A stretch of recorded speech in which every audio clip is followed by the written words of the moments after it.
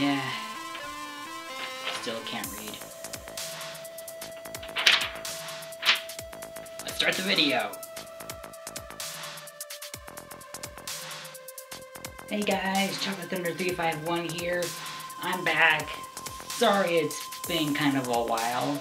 1 month of no videos. And I'm pretty sorry about that. Well, not pretty. I'm really sorry about that. It's just that, well, school has been eating me alive. Yeah, it hasn't been a very good first month of the new year for me. I just had to do so much. I was behind on a lot. I had final exams during January, and it was just a whole mess. But now I am back. But that does not mean that I don't have a lot of work to do every week. So I might have to change the schedule a bit. Instead of it being one video every day, it might have to be one video every week. But I might upload another video tomorrow. I sure feel like it, but it kind of depends. We'll have to see. But yeah, so you just have to see. Wait until tomorrow. If there's no video out tomorrow, then it's probably gonna be one video every once a week. So yeah, but until then, this is the current video. And if you're really that dumb and you haven't read and you don't know what the title of the video is, this is the best comic book movies of 2016, and there's a lot of them, even though I only got 5 on my list. There were some pretty bad movies last year, so yeah, and quite frankly not that many. You can't make like 100 movies in 1 year, so yeah, so it's just toned down to 5 best comic book movies of 2016. If you're wondering why it's comic book movies in general, I have not seen every single movie in 2016. I will try to do better this year, so that I can raise it up to 10 best movies of 2017. But right now it's 5 best movies of 2016. But without further ado, let's get into the first of the. Well, let's get into number 5 on the list. I think you'll be surprised.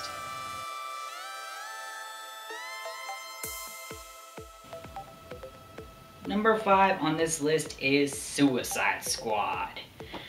Now, I gotta say, Suicide Squad, probably the funnest comic book movie of the year. It had action, it had bad guys, and another bad guy, and more bad guys. There were just bad guys everywhere. Not a single hero was in the movie, except for Batman. Now, when it comes to this movie, it does have some pros, but it also has a lot of cons. It wasn't the best movie of last year. I guess the main reason why it wasn't so good was because the plot was kind of weak. To be honest, I really expected more out of Suicide Squad. Like the villain, for example. I expected them to face like a really top-notch, really tough villain. You know, I guess they fought a really tough villain. It was Enchantress, in case you haven't seen the movie yet. I can't think of more villains that the squad can fight than Enchantress. But that's the villain that they used for this movie. Enchantress is actually a part of the team, a full-on member of the team if you don't read the Suicide Squad comics today, Suicide Squad Rebirth. Another thing that I didn't really like about this movie was how the trailers kind of deceived us. The trailers made us think that there would be more to this movie, but it was just a weak plot line. There just wasn't much that was good about it. But the thing that was really good about it was probably the characters, like Deadshot and Harley Quinn and El Diablo and just the characters are very unique in their own way, and I really like that. I really liked watching how they interacted. And I also found those flashbacks of how Harleen Quinzel became Harley Quinn. Those were pretty interesting. That was definitely a very different origin story than what we saw in the Batman animated series.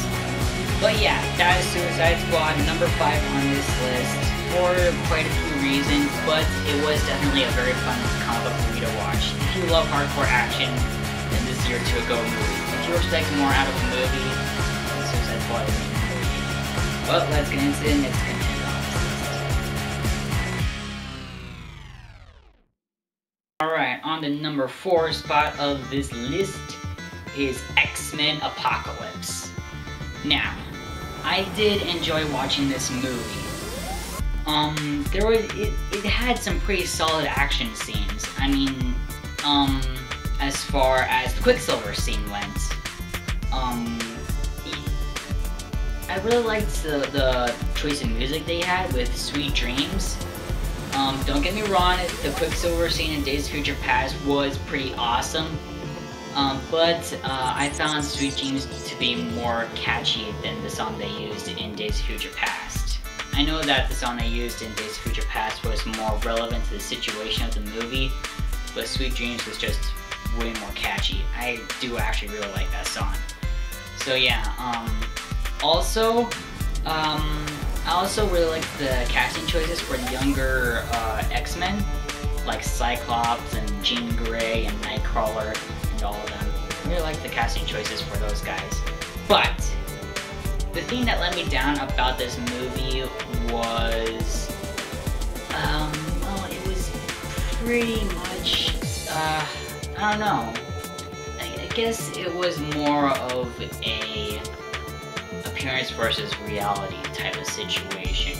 You kind of expected a little more out of Apocalypse, but there was a very distinct difference between what we saw in the comics and what we saw in the movie. I honestly expected to see what we saw in the comics. But, he was a pretty good villain. I definitely liked Oscar Isaac as Apocalypse. So, yeah. Yeah, there was some very weak points to X-Men Apocalypse. But it was a pretty good movie to watch. But I just don't really know how to explain all of it. I really don't know how. But the movie was definitely good. I really liked it. But there were some things that felt a little off about it, which is why it's on the number 4 spot in this list. But I will say that my favorite scene was when Jean Grey just let it all out on Apocalypse. And when I say that she let it all out, I mean that she let out the Phoenix! The Phoenix!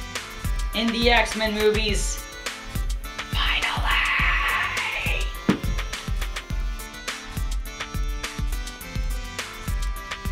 Alright, and now on to number 3.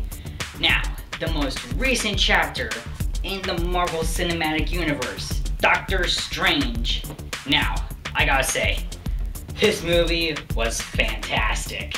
I really liked this movie. I liked the casting, I liked the use of special effects, just how like symbolic it was, just like how Inception-y it was basically. It was basically the inception of the Marvel Universe. It was awesome. Benedict Cumberbatch, definitely the perfect choice for the movie. Chiwetel Ejiofor, at least I think that's how you say his name. Definitely a good choice for Mordo. There was a very distinct difference between how he looked in the movie and in the comics, and also how their personalities were between the movie and the comics.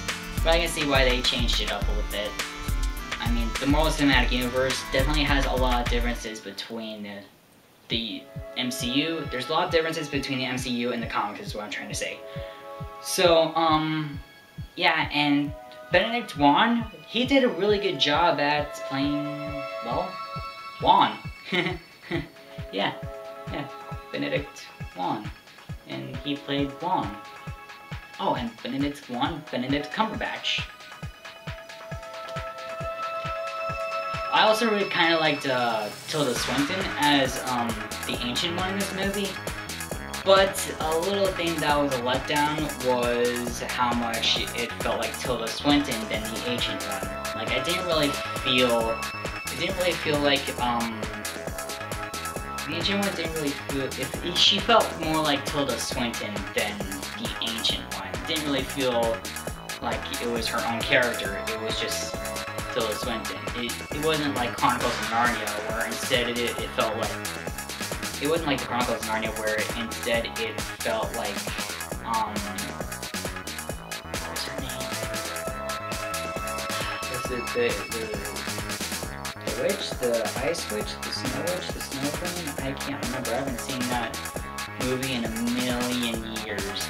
But when you watch Chronicles of Narnia and you see the snow queen, she doesn't feel like Tilda Swinton, it feels like the evil Snow Witch. I can't remember her name, but that's the best I can come up with. That's not the same case for Doctor Strange. It feels a lot more like Tilda Swinton. Another kind of a letdown in this movie was how early the car crash came that destroyed Doctor Strange's hands. It did feel a little too early, but I guess I can see why they did that. It's about a half-hour movie, not like 2 hours like movies are these days. But yeah. Also, there were moments in the movie where the pace felt like it was going a little fast. But yeah, other than that, I really liked this movie. It was a fun fantasy superhero movie that I'm sure you and your entire family will enjoy. Now, number 2 on this list, and I am so sad I cannot watch it.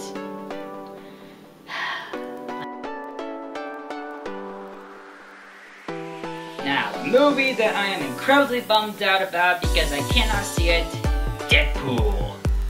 Now, I'm sure a lot of you are probably like, "What's up? Deadpool belongs in first. It was such a good movie." Ah. Well, I don't doubt that it was a good movie, but the thing about Deadpool is, I haven't seen it.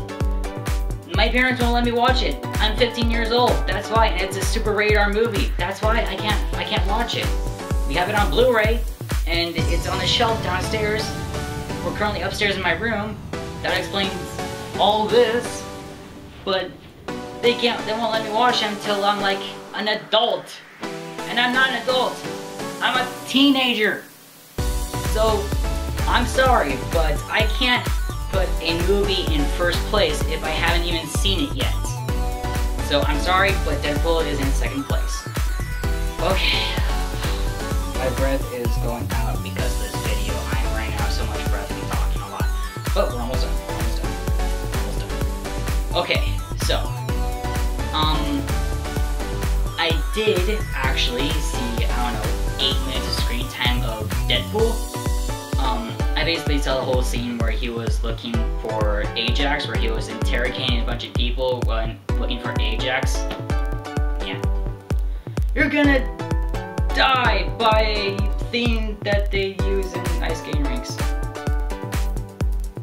Tell me where your freaking boss is, or you're gonna die in 5 minutes.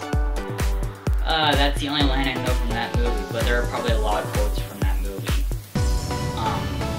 But yeah, Deadpool, I want to watch it so bad, but my parents won't let me, until I'm like 20 years old. And until I'm 20 years old, I'm stuck with eyeballing it on the shelf. Eyeballing the Blu-ray case. So yeah, but I could tell that it was a good movie from the whole him looking for Ajax scene.